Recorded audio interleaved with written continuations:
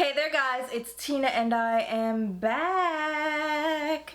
I hope you guys are doing well. So today I have a different video for you guys. One that I'm hoping will be fun because I've had this idea floating around my head for a while now and I'm like, you know what? Just go for it. If people like it, they like it and we'll keep doing them. If not, we could just scrap the idea and just be like, all right, at least we tried, right? So since you're on YouTube, right, you're a part of the social media stratosphere. You've probably already heard of Reddit. Reddit describes itself as a network of communities. To me, it's like a super version of a forum. And forums are where you just go and discuss various topics. And on Reddit, that's kind of what they do. And they have various subreddits that are based on different discussion topics, right? And there is so much on Reddit, it's like ridiculous, and people just create their different subreddits. Now, one of the subreddits that I fell down is the AITA, which is Am I the A-hole? I'm not gonna curse because kids watch this too. So it's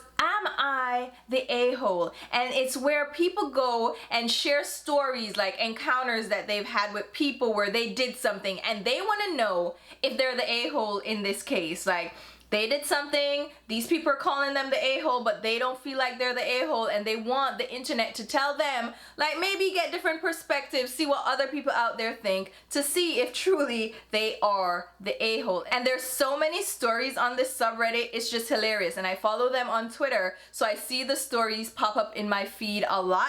And I was like, oh my god, I want to talk to somebody about this because some of these stories are hilarious. So in this video, I'm gonna get ready with you guys and we're gonna walk through just one of these stories because I was just getting a feel for it and I was talking way too much and the video got way too long and it was more than I intended. So in the future, if we keep doing these, I'll try to put 2 or 3 stories in the one video. So let me know what you guys think. But without much further ado, let's go ahead and jump into my very first Get Ready With Me and AITA. Am I the a-hole?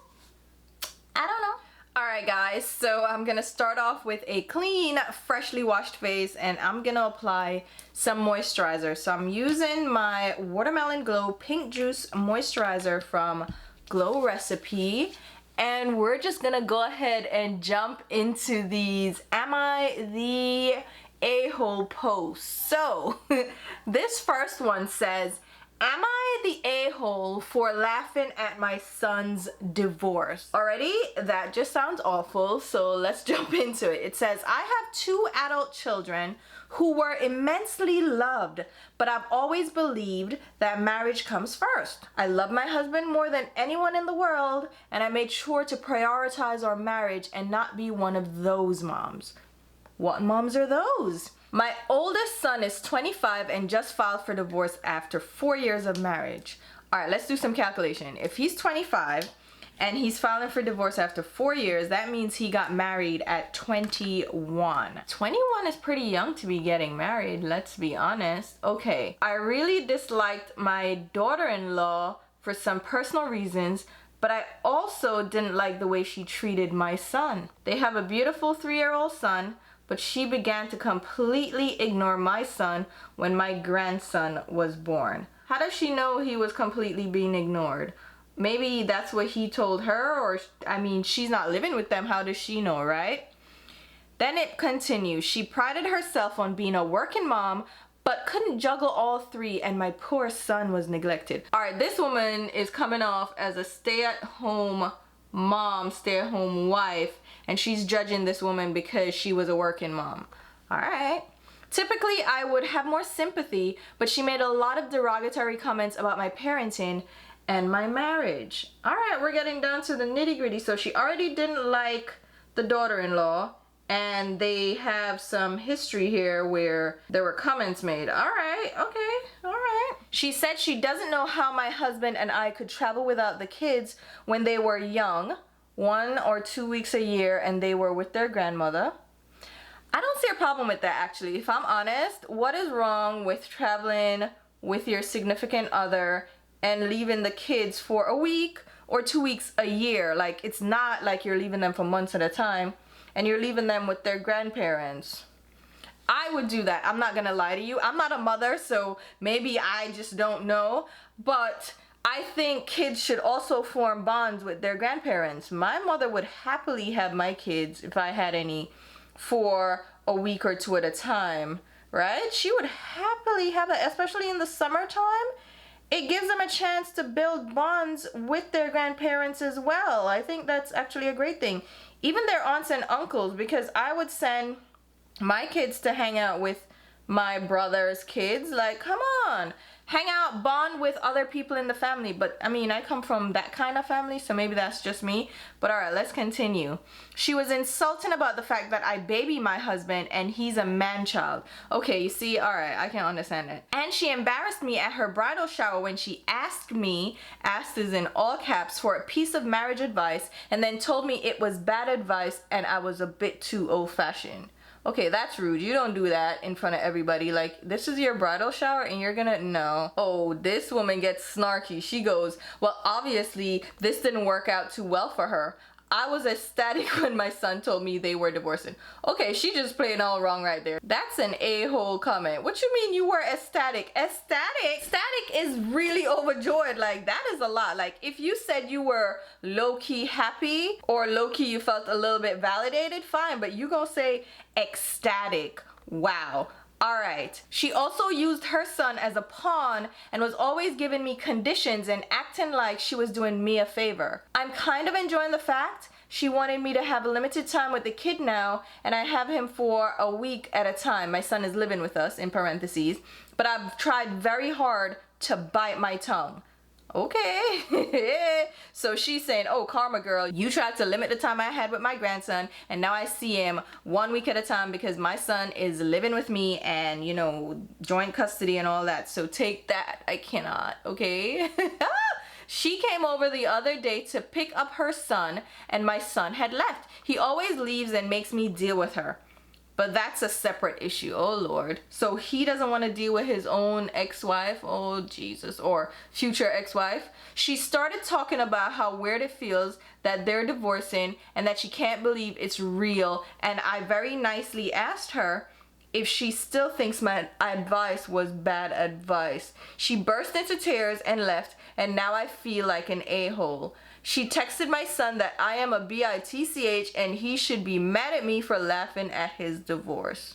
And that's the end of it. What a piece of thing here. So there's a lot to unpack here. The first thing to note is that the mother-in-law, it seems like she was a stay-at-home mom, and so she is judging the daughter-in-law for being a working mom and going to work and not staying at home, which in and of itself is problematic.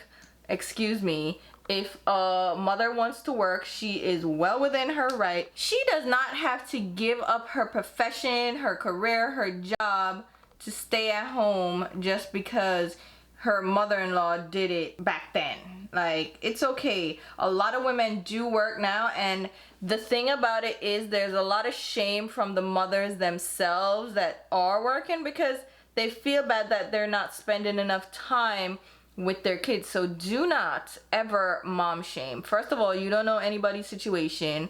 You may be the mother-in-law, but you don't completely know the situation, and you don't know what that woman needs to stay mentally sane. Maybe she needs that time apart to go to work. Listen, as far as I hear, parenthood is hard, and sometimes you need that time for yourself. That's the only time you get for yourself, is to go to work. And then the mother-in-law is over here judging, right? Judgy McPherson. And then the son in this case, it doesn't seem like he's sticking up too much for his wife. Then again, he's 25. So being that young and married with a child, the child is 3, so that means you had the kid right as you got married. Did you marry because you were having the kid? It's a whole situation, right? We don't know the whole backstory on this. So we don't know what they were going through in their marriage to be getting divorced in the first place. So the mother-in-law seems to be mad at the daughter-in-law for, one, being a working mom and then not spending enough time being the good old wife and more time focused on being a mother. Which, if you can't juggle all 3, I can completely understand, because that's a lot of work. To be a working professional, then have to be a mom to a 3-year-old, it's a young kid, and have to be a wife as well. it's a lot that's involved in that. So if she didn't have a lot of time to focus on the husband, then I mean, I understand completely. And then add to that, they're very young, and the son seems to have grown up with this mother who thinks that, you know, she needs to be a wife first. That's her priority. So she put the husband first. So if he saw that in his household growing up, then he probably has the same expectation for his wife. And now that they have a kid and she's focused on being a mom, the son is probably like, oh, well, this is not how my mom did it. You know, now I feel neglected. And that probably led to the breakdown of the marriage. I don't know. But you see what I'm saying? These are the things, okay? But I do agree that you need to still find time to build your relationship with your spouse even when you have kids. But then the kid is pretty young, so a lot of time is gonna be spent with a 3-year-old. Like, are you kidding? So then why can't you build, ooh, this brush is so soft. Oh my God. So why can't you spend time together with the kid? When the kid is that young, the time you spend together, you can involve the kid, because of course the kid's gonna need you. So spend those years, just build. I think that is such a great adventure to go through with a spouse. Like, you have a kid together, you're watching them grow up together. Maybe that's just me, and I think those formative years should be a shared experience, right? And that's how you build the bond. And as they get older, then you make sure that you're spending quality time with your spouse, because of course you want to make sure that that relationship is stable, because in the end, when these kids are older and they move out the house, you are left with your spouse. So you're gonna want to make sure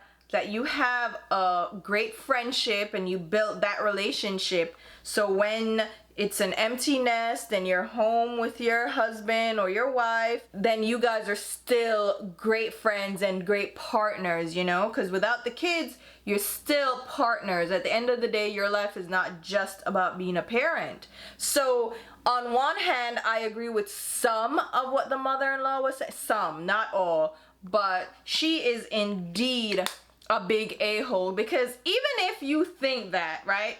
Even if that's truly how you feel, that the daughter-in-law should have listened to you and not laughed at your traditional values and your advice, because that was rude of her to do if she did that at the bridal shower. And if she's taking jabs at how you were parenting, like, it worked for you, whatever, it doesn't matter. You don't go at somebody like that. I mean, both of them are a-holes in this case, but since the mother-in-law is the one really asking, she is a major a-hole for doing that, because it's a divorce. Divorces are painful, like, they're hard to go through, and you are going through this, and the mother-in-law is kind of gonna rub it in your face like, oh, I told you, should have listened to me, now look at you. And the daughter-in-law is probably already feeling guilt because her marriage broke down, and now you just gonna make her feel worse. That is not nice at all. So definitely the a-hole for the mother-in-law there, but the daughter-in-law is kind of an a-hole too. And not to mention the son. Where's he running off to leave the mother to deal with the daughter-in-law when she comes to get his son? What kind of, I don't know. But there's so much youth and nonsense going on here. You know what?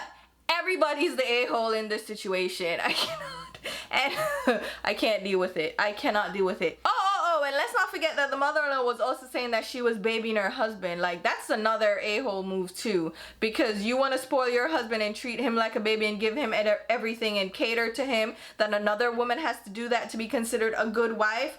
Get out of here. Get out of here with that. I wish somebody would. Wait, I lost the nail. I forgot. So, you know what I'm saying? Like, you think your daughter-in-law is less of a wife because she's not catering to your son. And then now you're kind of pretty much blaming her for the breakdown in her relationship.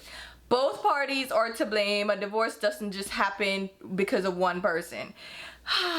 What a time. So there you have it. That's the story we're gonna cover for this first video. In other videos, if you guys like this, I will try to do multiples in one video. But for this one, I'm gonna keep it short and sweet, even though was it really short and sweet? maybe not, but hopefully you guys still enjoyed it. And if you did like this video and you want to see more like this where we just chill and read some of these Reddit posts, then let me know by giving it a thumbs up, leaving a comment, all that good stuff, and we can keep it going because that was fun for me. I'm on Twitter reading these and I'm like, I need somebody to talk to. I need to share this with someone. So making this video is fun for me and it gives me someone to talk to about these things. So if you guys like this and you're interested in continuing, then I'll keep doing it. So hopefully you guys are staying safe and healthy as best as you can. And if you're an essential worker or you're just headed back to work as we're phasing in, just try your best to stay safe. Hug your loved ones close because life is too short and 2020 is definitely trying everybody's nerves. So I'll go ahead and leave links to my Instagram and Twitter where you can follow me along, where we get non-PC over there and we talk all the things and we're very opinionated, but you know, go ahead and follow me if you choose to do so. And until my next video, which will be very soon, I'll talk to you in the comments. Bye guys.